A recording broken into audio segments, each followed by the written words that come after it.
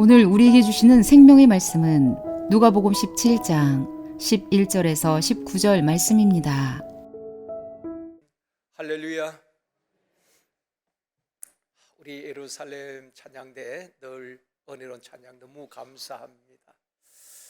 우리 예루살렘 찬양대 한번 격려의 박수 치겠습니다. 고맙습니다. 옆에 분과 인사하시겠습니다. 주님의 이름으로 사랑합니다.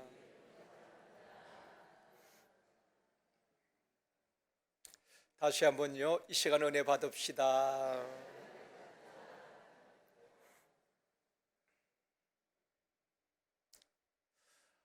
미국이 자랑하는 화가 중에 워너 솔맨이란 유명한 화가가 있습니다. 이분은 결혼을 한 이후에 젊은 날에 중병에 걸리게 됩니다. 지금은 의술이 많이 좋아졌기 때문에 큰 병이 아니지만은 당시에 임파선 결핵이라는 진단을 받고 의사가 앞으로 3개월밖에 살 수가 없습니다 하는 말을 듣게 됩니다. 그러니까 절망을 하게 되었겠지요. 이 솔맨이 절망 가운데 빠져 있을 때에 임신 중에 있던 아내가 남편에게 이런 말을 하는 것입니다. 여보, 3개월밖에 못 산다고 생각하지 말고 하나님께서 3개월을 허락해 주셨다고 생각하고 남은 기간 우리 감사하며 삽시다. 어떤 경우에도 왜 내게 이런 병이 찾아왔느냐고 원망하지 말고 하나님 앞에 감사하며 삽시다. 3개월은 결코 짧은 기간이 아니잖아요. 아내의 말을 듣고 이 솔맨이 결단을 합니다. 지금까지 살아온 것도 하나님 앞에 감사한데 어떤 이유로도 원망하지 않겠다 결단을 하고 그날부터 감사하기 위해서 의도적으로 노력을 하게 되는 것입니다. 아침에 눈을 뜨면은 하나님 오늘 또 새날을 주셔서 감사합니다. 밥을 먹을 때마다 하나님 오늘 또 일용할 양식을 주셔서 감사합니다. 작은 일에도 감사하고 또 감사하였습니다. 그리고 화가기 때문에 자기에게 주신 재능을 가지고 마지막 작품이라고 생각하면서 그림을 그리게 되는데 그리스도의 머리라는 예수님의 초상화를 그리게 됩니다. 여러분 많이 보신 그림이지요. 옛날 가정마다 다 이런 그림의 액자가 있었습니다. 이 그림을 그리게 되는데 3개월 시한부 인생을 선고받았는데 3개월이 지났는데 몸이 더 약해지는 것이 아니라 더 건강해진 것입니다. 얼마 후에 병원에 가서 다시 검사를 했는데 임파선 결핵이 깨끗이 사라진 것입니다. 그가 그린 그림 예수님의 초상화는 1940년 한 해에만 500만 부 이상 팔리게 됩니다. 오늘날까지 전 세계에 가장 많이 알려진 예수님의 초상화, 바로 그 그림인 것입니다. 솔맨의 주치의였던 존 헨리라는 의사가 놀라서 물은 겁니다. 의학적으로는 3개월밖에 살지 못한다고 진단을 했는데 더 건강이 회복되었으니까 주치의가 그렇게 물은 겁니다. 도대체 3개월 동안 어떤 약을 먹었습니까? 무슨 약을 썼기에 이렇게 건강이 회복되었냐고 물었을 때에 솔맨이 이렇게 대답합니다. 저는 특별한 약을 먹은 것은 아닙니다. 단지 아내가 말한 감사의 약을 순간순간 먹었을 뿐입니다. 그렇게 대답합니다. 주치의는 바로 그것이 명약입니다. 그러면서 유명한 말을 하게 됩니다. 감사는 최고의 항암제요, 감사는 최고의 해독제요, 감사는 최고의 치료제입니다. 존 헨리가 남긴 유명한 말입니다. 3개월밖에 살지 못할 것이라고 했던 솔맨은 그 이후에도 작품 활동을 하게 되어지고 76세까지 살게 됩니다. 사랑하는 성도 여러분, 감사는 기적을 일으킵니다. 오늘 2023년 추수감사주일에 그 9은 어디 있느냐라는 제목으로 말씀을 드리려고 합니다. 첫 번째로 예수님을 만난 10명의 나병 환자입니다. 예수님께서 예루살렘으로 올라가시는 중에 한 마을에 들어가시게 되었습니다.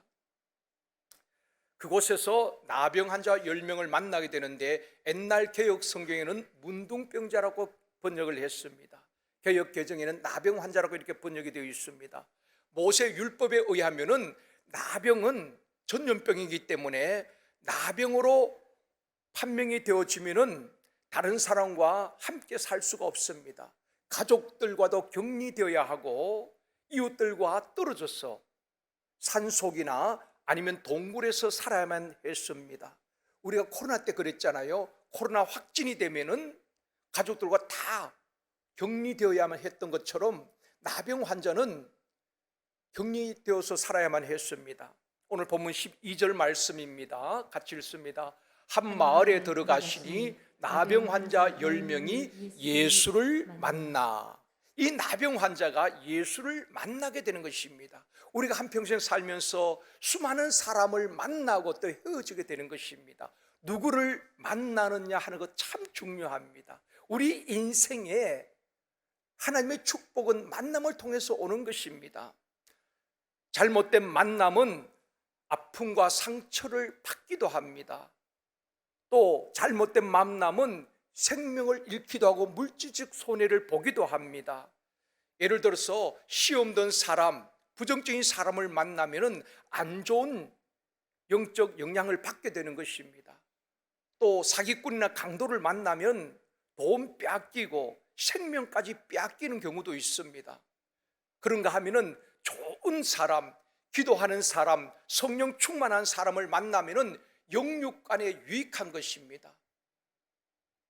안전뱅이 성전 미문에서 구걸하던 그가 기도하러 올라가던 성령 충만한 베드로와 요한을 만남으로 말미암아 안전뱅이가 일어나는 그 운명이 바뀌어진 역사가 일어났지 않습니까?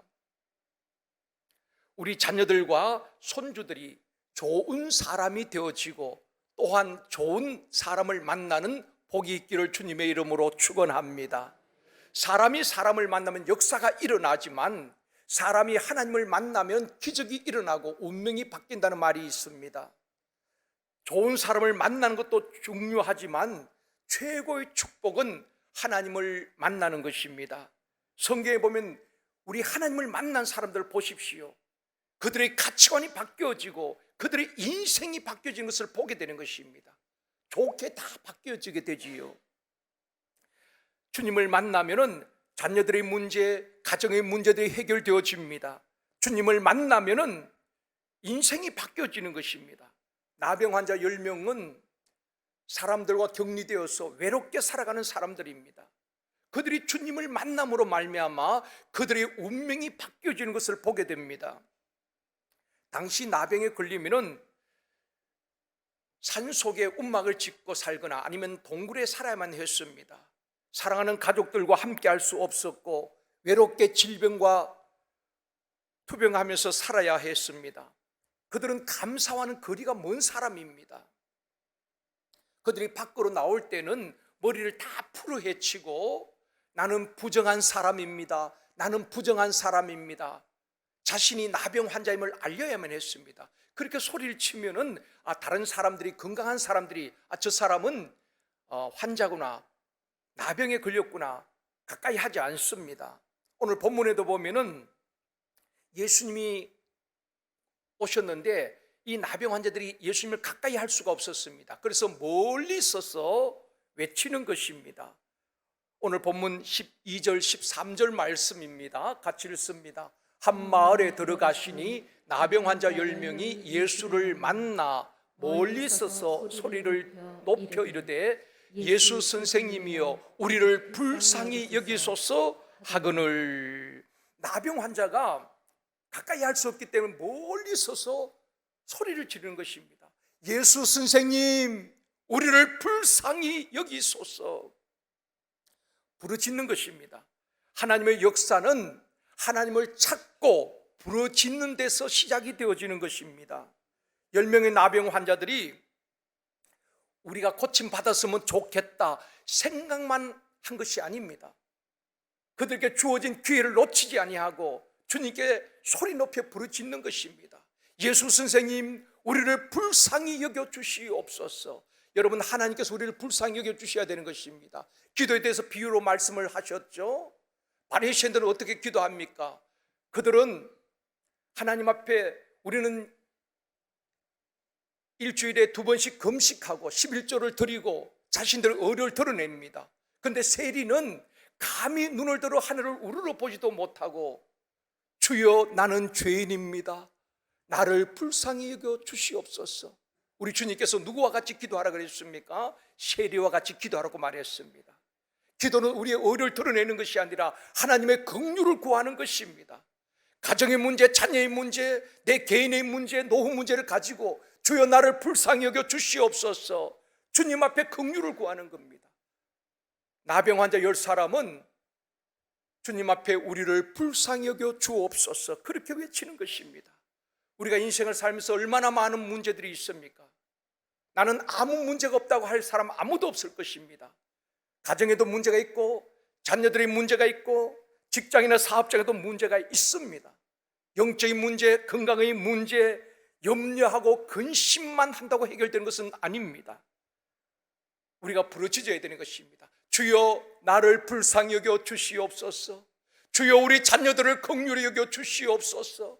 주여 우리 가정을 긍휼히 여겨 주시옵소서. 주여 우리 샘터와 샘터 가족들을 불쌍히 여겨 주시옵소서. 하나님의 긍휼의 은혜가 있어야 되는 것입니다. 주님 앞에 부르짖어 기도할 때에 우리 인생의 어떤 문제도, 영육 간의 문제도 해결되어질 줄 믿습니다. 우리 인생의 문제들이 해결되어지는 역사가 있게 될 줄 믿습니다. 두 번째로 순종은 기적을 낳습니다. 10명의 나병 환자들이 우리를 불쌍히 여기소서 소리 지를 때에 그들의 소리를 들으시고 주님께서 걸음을 멈추시고 말씀하셨습니다. 14절 말씀입니다. 같이 읽습니다. 보시고 이르시되 가서 제사장들에게 너희 몸을 보이라 하셨더니, 주님께서 성경에 보면은 병든 자를 많이 고쳐주셨는데 그때마다 달랐어요. 똑같은 맹인을 치료할 때도 어떤 때는 진흙을 이겨서 눈에 바르시고 그 자리에서 고쳐주신 적도 있고, 어떤 맹인에게는 실로암 못에 가서 씻으라 말씀하실 때도 있었습니다. 오늘 본문에서는 제사장에게 가서 너희 몸을 보이라 말씀하셨지만은 또 누가복음 5장에 보면은 어떤 나병 환자가 예수님께 와서 자신의 나병을 고쳐달라고 요구합니다. 그때 주님께서 그의 몸에 손을 대시고 고쳐주신 적이 있습니다. 누가복음 5장 13절 말씀입니다. 같이 읽습니다. 예수께서 손을 내밀어 그에게 대시며 이르시되 내가 원하노니 깨끗함을 받아라 하신데 나병이 곧 떠나니라. 이 나병 환자에게는 주님께서 손을 직접 대시고 깨끗함을 받으라, 그 자리에서 나병이 고침을 받았어요. 그런데 오늘 본문에서는 주님께서 손을 대시고 그 자리에서 치료해 주신 것이 아니라 제사장에게 가서 내 몸을 보이라 그렇게 말씀을 하십니다. 당시 나병 환자들은 나병에 걸렸는지 아니면 나병이 완치되었는지 그 판정을 제사장이 했습니다. 그렇다면 병을 고침 받은 이후에 제사장에게 가서 완치 판정을 받아야 되잖아요. 그런데 지금 10명은 고침 받은 게 아닙니다. 그대로 나병이 있어요. 그런데 우리 주님께서 제사장에게 가서 내 몸을 보이라고 말씀하셨습니다. 그 이유는 우리 주님께서 그들의 진실한 믿음을 보기를 원하셨고 순종을 보기를 원하셨다는 것입니다. 그 자리에서 고쳐주실 수 있었지만은 주님께서 그렇게 말씀하셨습니다. 제사장에게 가서 내 몸을 보이라. 오늘 본문 14절 다시 읽겠습니다. 같이요. 보시고 이르시되 가서 제사장들에게 너희 몸을 보이라 하셨더니 그들이 가다가 깨끗함을 받은지라. 언제 고침받았죠?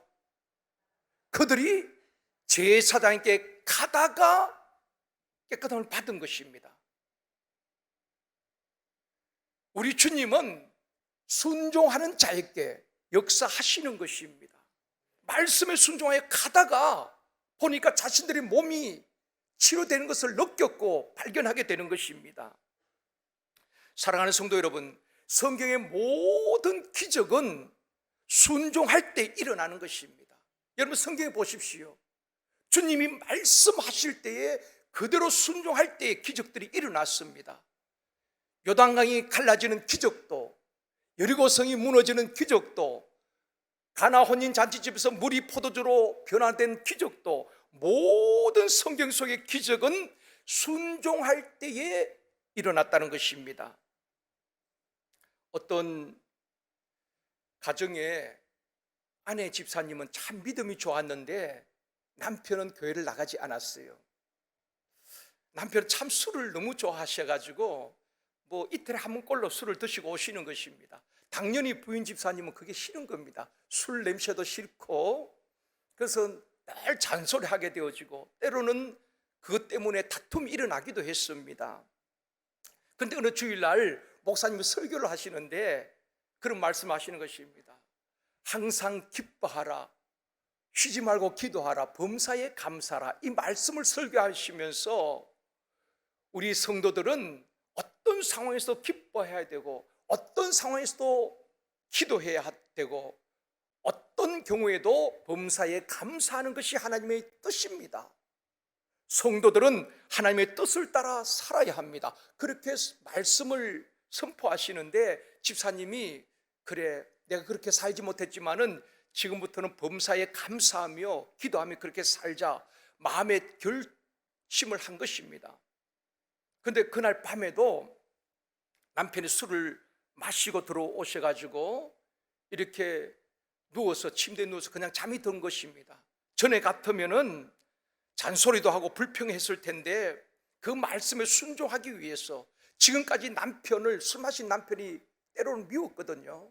그 남편을 위해서 기도하지도 않았는데 그 남편을 위해서 그래도 기도해야지, 범사에 감사라고 했으니 감사해보자. 그리고 남편을 보면서 감사의 조건을 찾아보았다는 것입니다. 남편이 술을 좋아해서 술에 취해 만취가 되었어도 그렇게 비틀거리면서도 길가에 누워서 밤을 지내지 아니하고 또 전봇대 붙들고 철회하지 아니하고 또 남의 집에 배를 누르지 아니하고 그렇게 만취가 되었는데도 비틀거리면서 집에 찾아온 것을 생각하니까 참 감사하더라는 것입니다. 그리고 또 보니까 남편은 교회 나가지 않지만은 주일이 되면은 내가 집을 볼 테니까 당신 교회 갔다 오라고 이해해 주는 것도 감사하다는 것입니다. 그렇잖아요. 남편이 교회 가지 못하게 하면은 신앙생활이 얼마나 힘들겠습니까? 그런데 내가 집 볼 테니까 당신 갔다 오라고 이해해 주는 남편이 또 고맙더라는 것입니다. 그리고 또 남편을 보니까 자기가 술을 마시니까 미안하니까 가끔 기분 좋으면은 헌금하라고 돈 또 주는 그 남편을 생각하니까 참 감사하더라는 것입니다. 지금까지는 막 술을 마시면 미워하고 막 잔소리했는데 이런저런 생각을 하니까 감사할 일들이 많이 있더라는 것입니다. 그래서 남편도 교회 나오게 해주십시오, 이것도 감사하고 저것도 감사, 이렇게 기도를 하고 있는데 남편이 목이 말라서 눈을 뜬 것입니다. 보통 때 같으면은 아내가 막 눈을 크게 뜨고 이웬수야 또 술 마셨냐 이렇게 해야 정상인데 아내가 웃고 있으니까 남편이 정신이 번쩍 든 것입니다. 놀래가지고 왜 웃고 있냐고. 그러니까 아내가 그렇게 이야기했다는 것입니다. 목사님 말씀을 듣고 내가 그 말씀대로 순종하기 위해서 당신을 위해서 감사할 것을 찾아보니까 이런 감사할 것이 있어서 내가 당신을 위해서 기도했다고. 그렇게 했더니만 남편이 감동을 받고 그러면 다음 주부터 교회 나가줄게 그러면서 교회에 나오게 됐다는 것입니다. 여러분, 내가 먼저 변화되어지면은 가정도 변화되어집니다. 그런데 우리는 끊임없이 나는 변하지 않아요. 남편을 변화시키려고 하고 아내를 변화시키려고 하고 자녀들을 내 기준에서 변화시키려고 하는 것입니다. 잘 변화되지 않습니다. 내가 변화되어지면은 자녀도 변화되어지고 남편도 변화되어지고 가정도 변화되어지는 역사가 있게 되어줄 줄 믿습니다. 성경의 모든 기적은 하나님의 말씀에 순종할 때에 일어났습니다. 하나님은 어떤 사람을 쓰실까요? 순종의 사람을 쓰십니다. 세상에서는 똑똑하고 유능하고 스펙이 좋은 사람, 업무 능력이 뛰어난 사람을 쓰지만은 우리 주님은 사람을 택하고 쓰실 때에 똑똑한 사람, 유능한 사람 찾지 않았습니다. 순종의 사람을 찾으시고 쓰신 줄 믿습니다. 주님께서 나를 따라오너라, 그럴 때 그냥 순종하는 그들을 제자로 부르신 것 아니겠습니까? 제자들은 그 시대에 아주 외곽에 있던 학문도 없는 또 가장 천한 어부들이었습니다. 제자들 면면을 보면은 어부들, 또 세리, 또 나머지는 직업도 불분명합니다. 그런 무명의 사람을 주님이 택하신 이유는 순종을 했다는 것입니다. 그럴 때 그들에게 지혜도 주시고 능력도 주시고 하나님께서 위대하게 쓰신 것 아니겠습니까? 만약 여러분 직장에 오너라면은 직원을 뽑을 때 어떤 직원을 뽑겠습니까? 1번은 아주 똑똑하고 유능하고 스펙이 화려하고, 그런데 문제는 사장님이 어떤 지시를 하면은 맞으면 하고 자기 생각과 맞지 않으면 자기 생각대로 일을 처리하는 사람 1번입니다. 2번은 조금 업무 능력은 떨어져요. 그렇지만 사장님이 어떤 오다를 내리면은 그대로 시행하는 것입니다.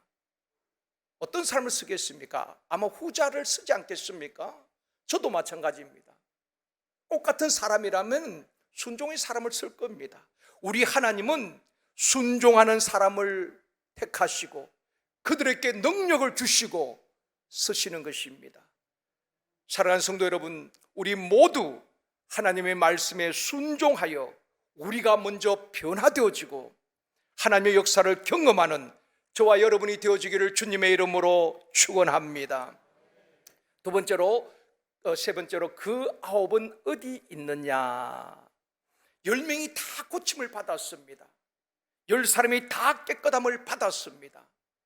10사람이 말씀에 순종하여 가다가 다 응답을 받았지요. 그런데 문제는 여기서부터입니다. 15절 말씀 같이 읽습니다. 그 중의 한 사람이 자기가 낳은 것을 보고 큰 소리로 하나님께 영광을 돌리며 돌아와. 그 중에 한 사람, 10명이 가다가 고침을 받았지만은 그 중에 한 사람은 자기가 낳은 것을 보고 큰 소리로 하나님께 영광을 돌리는 것입니다. 하나님 감사합니다. 그리고 돌아옵니다. 예수님께로요. 16절 말씀입니다. 같이 읽습니다. 예수의 발 아래에 엎드려 감사하니 그는 사마리아인이라. 사마리아인이 어떤 사람입니까? 아주 천대받는 이방인 아닙니까? 그들은 혼혈족입니다. 그러다 보니까 유대인들로부터 무시를 당하고 개 취급당하던 그런 사람이 사마리아인입니다. 유대인과 사마리아인들은 서로 적대시하고 상종하지 않았습니다. 유대인들이 사마리아 땅을 밟지도 않았습니다. 왜냐하면 그들을 개 취급했거든요. 그런데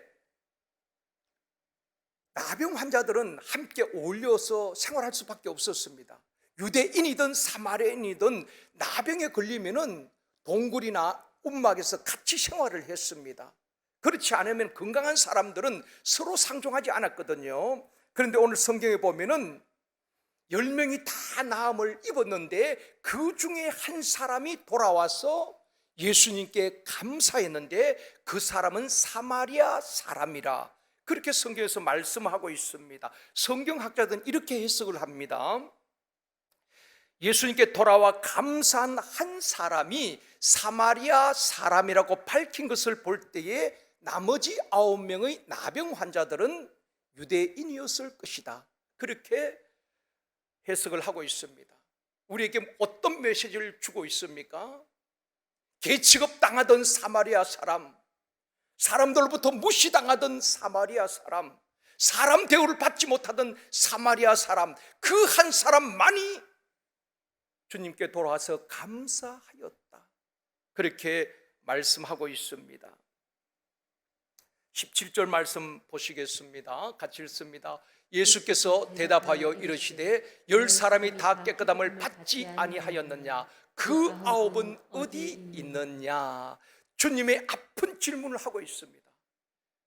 10사람이 다 깨끗함을 받지 않았느냐? 그런데 그 9은 어디 있느냐? 10명 가운데 한 사람 10분의 1만 돌아온 것입니다. 그 9은 어디 있느냐? 저와 여러분, 그 중에 한 사람에 속한 사람일까요? 아니면 그 9에 속한 사람일까요? 그동안 격리되어서 살면서 얼마나 외로웠겠습니까? 동굴이나 움막에 살면서 얼마나 사람이 그리웠겠습니까? 가족들이 보고 싶었고 친구들이 얼마나 그리웠겠습니까? 또 자신들이 몸이 나았으니까 얼마나 기뻤겠습니까? 그러기에 이 기쁜 소식을 가족들에게 알리고 싶었고 친구들에게 알리고 싶었고 이제는 가족들과 친구들과 어울릴 수 있다는 그 기쁨 때문에 가족에게로 돌아갔을 수 있었을 것입니다. 친구에게로 달려갔을 수 있었을 것입니다. 그러나 그 중에 한 사람, 사마리아인은 먼저 주님께 와서 감사했다는 것입니다. 우선순위 문제라는 것입니다. 가정으로 돌아가지 말라는 것이 아닙니다. 친구를 만나지 말라는 것이 아닙니다. 우선순위, 자신들의 나병을 고쳐주신 주님께 먼저 감사하러 온 그 중에 한 사람. 그런데 그 9은 어디 있느냐? 주님께서 묻고 있습니다. 그리고 19절에서 말씀합니다. 같이 읽습니다. 그에게 이르시되 일어나 가라, 내 믿음이 너를 구원하였느니라 하시더라. 이 한 사람 사마리아인은 자신의 육신의 나병뿐 아니라 죄사함 받고 영적으로 구원을 받게 된 것입니다. 성도들이 순종의 사람인가 불순종의 사람인가, 성숙한 그리스도인인가 성숙하지 못한 사람인가 알 수 있는 척도가 있습니다. 성숙한 그리스도인들은 어떤 상황에서도 감사합니다. 여러분, 하나님의 기적은 감사할 수 없는 상황에서 감사할 때 기적이 일어납니다. 기도할 수 없는 상황에서 기도할 때에 기적이 일어납니다. 바울과 실라를 보십시오. 매를 맞고 착고가 채워지고 감옥에 갇혔습니다. 기도할 수 없는 상황이지요. 그 상황에서 기도할 때에 옥터가 움직여지고 옥문이 열리는 기적이 일어났습니다. 다니엘도 마찬가지지요. 기도하지 말라는 검령이 내려졌지만 기도할 수 없는 상황에서 기도할 때에 사자 입을 봉하시고 사자굴에서 구원받는 것을 경험하게 되는 것입니다. 이처럼 순종할 수 없는 상황에서 순종할 때에, 기도할 수 없는 상황에서도 기도할 때에, 감사할 수 없는 상황에서 감사할 때에 하나님의 역사는 오늘 또 일어나게 되어줄 줄 믿습니다. 감사할 수 있는 상황에서 누구나 감사할 수가 있습니다. 일이 잘 되어지고 내 뜻대로 되어질 때에 불신자들도 감사할 줄 압니다. 신자들이 무엇이 달라야 합니까? 감사할 수 없는 상황에서도 하나님의 말씀에 순종하여서 감사할 수 있는 사람. 욥이 신앙이 위대하다는 것이 무엇입니까? 모든 것을 잃어버렸죠. 물질, 자녀까지 말입니다. 그런데 성경은 그렇게 말씀하고 있습니다. 욥은 어리석게 하나님을 향하여 원망하지 아니하였더라. 이게 욥의 믿음이고 욥의 영성이고 갑절의 축복의 비결이었던 것입니다. 성숙하지 못한 사람은 매사에 원망과 불평이 많아요. 그래서 성경에서 우리에게 말씀하고 있습니다. 제가 성경 구절을 말씀하면은 여러분들이 읽으시면 되겠습니다. 골로새서 3장 15절 말씀, 너희는 감사하는 자가 되라. 믿음으로 읽으시길 바랍니다. 너희는 감사하는 자가 되라. 골로새서 3장 16절 말씀, 감사하는 마음으로 하나님을 찬양하고 에베소서 5장 4절 말씀, 감사하는 말을 하라. 골로새서 2장 7절 말씀, 감사함을 넘치게 하라. 데살로니가전서 5장 18절 말씀, 이번 주 암송 말씀입니다. 범사에 감사하라. 이것이 그리스도 예수 안에서 너희를 향하신 하나님의 뜻이니라. 성경 곳곳에서 우리를 향해서 하나님께서 하시는 말씀은 감사하는 자가 되라, 감사하는 마음으로 찬양하라, 감사하는 말을 하라, 감사가 넘치게 하라, 범사에 감사하라. 감사로 제사를 드린 자가 나를 영화롭게 한다고 말씀하고 있는 것입니다. 이스라엘 백성들이 왜 가나안 땅의 축복을 놓쳐버렸습니까? 광야에서 죽고 망했습니까? 그들의 원망 때문에 그런 것입니다. 하나님께서 애굽에서 구원해 주셨고 매일 하늘의 양식 만나를 내려주셨지만은 그들은 감사를 잃어버렸어요. 하나님께서 단 하루라도 만나 내려주지 않으면 죽는 것 아니겠습니까? 낮에 그 장렬한 사막에서 하나님께서 구름 기둥으로 덮어주시지 아니하시면 그들은 살 길이 없습니다. 밤에 차가운 기온 속에 불기둥으로 그들을 덮지 아니하시면 그들은 살아남을 수가 없습니다. 하나님께서 불기둥과 구름기둥으로 일용할 양식 만나를 날마다 그들에게 먹여주셨지만 그들은 감사를 잃어버렸어요. 없는 것만 헤아리면서 이것도 없고 저것도 없고 마늘도 없고 부추도 없고 없는 것만 꼽으면서 원망하였던 것입니다. 받은 복을 놓쳐버리고 받은 복을 잊어버리고 없는 것을 원망하는 그들을 향하여서 하나님은 진노하시고 그들이 다 광야에서 죽게 되는 것입니다. 자신들만 고난당한 것이 아니라 그 자녀들까지 부모들의 죄를 짊어지고 광야에서 40년 방황하게 되는 것입니다. 감사를 잃어버린 그들로 인하여서 그 자녀들까지 고난을 당하게 되었다는 것입니다. 사랑하는 성도 여러분, 추수감사주일에 우리가 결단할 수 있기를 원합니다. 하나님의 말씀에 순종하리라. 어떤 경우에도 범사에 감사하며 하나님의 뜻을 따라 살리라. 여러분, 우리가 성경을 몰라서 변화되지 않는 것이 아닙니다. 말씀을 듣고 좋은 말씀이야 은혜 받아서 끝나버린다는 것입니다. 그 말씀을 삶 속에 적용시키고 그 말씀을 붙들고 그 말씀대로 살기 위해서 몸부림칠 때에 내가 변화되어지고 가정이 변화되어지고 쉼터가 변화되어지고 교회가 변화되어지고 이 지역이 변화되어질 줄 믿습니다. 변화는 나로부터 시작되어지는 것입니다. 나의 변화, 불순종의 사람이 순종의 사람으로, 원망과 불평의 사람이 감사의 사람으로 내가 변화되어질 때 가정도 변화되어지는 것입니다. 유명한 스펄전 목사님은 그런 말씀하셨습니다. 탐욕과 원망과 불평은 가시덤불 같아서 가꾸지 않아도 잘 자라지만은 감사는 은혜 받아야 할 수 있고 감사는 노력하고 훈련해야 한다고 말했습니다. 그렇습니다. 여러분, 가시덤불이나 잡초는 가꾸지 않아도 잘 자랍니다.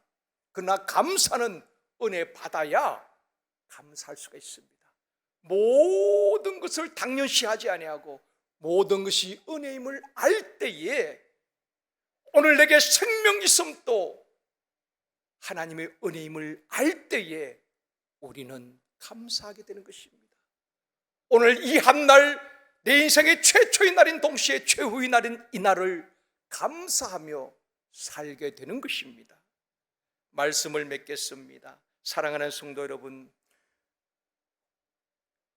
이번 추수감사주의를 기점으로 우리 삶 속에 원망과 불평은 사라지고 가정에도 쉼터에도 우리 삶의 현장에 감사가 넘쳐나기를 원합니다. 감사를 많이 하는 사람들 보면요, 주변에 사람들이 많이 있습니다. 따뜻해요. 작은 일도 고맙습니다. 감사합니다. 당신 덕분입니다. 그런 분들을 보면요, 주변에 사람들이 많습니다. 친구들이 많아요. 그런데 늘 지적하고 따지고 원망하고 그런 사람들에게는 사람이 왔다가도 떠나갑니다. 우리 삶 속에 감사가 넘치고 가정생활, 교회생활, 직장생활 어디에서나 범사에 감사하며 하나님의 뜻을 따라 살아가는 저와 여러분이 되어지기를 주님의 이름으로 축원합니다.